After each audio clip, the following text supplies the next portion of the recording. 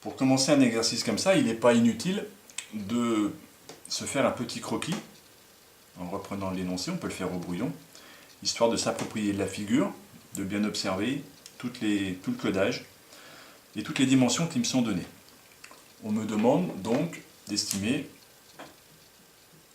l'aire de cette figure qui est là, que je vais hachurer.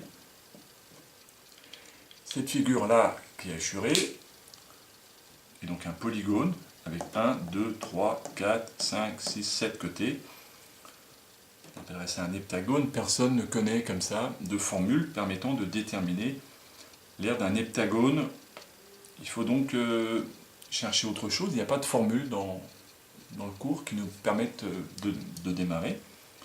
Il faut donc poser le problème autrement. Et en regardant autrement, on peut observer que avec la grande figure, qui est plus grande que la figure hachurée, est un quadrilatère avec 4 angles droits. On va donc pouvoir le qualifier. Ici, cette figure-là qui va être à enlever, dont l'aire va être à enlever, est un triangle rectangle. Et cette aire, ce quadrilatère-là, dont l'aire va être à enlever aussi, est un quadrilatère avec 4 angles droits et des côtés de même longueur. Va être donc aussi une figure connue.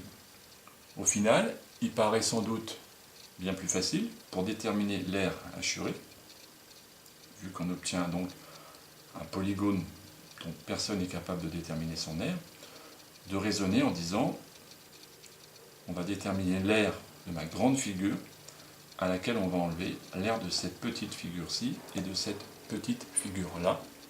Et la différence de la grande et des deux petites me donnera le reste, donc l'aire hachurée.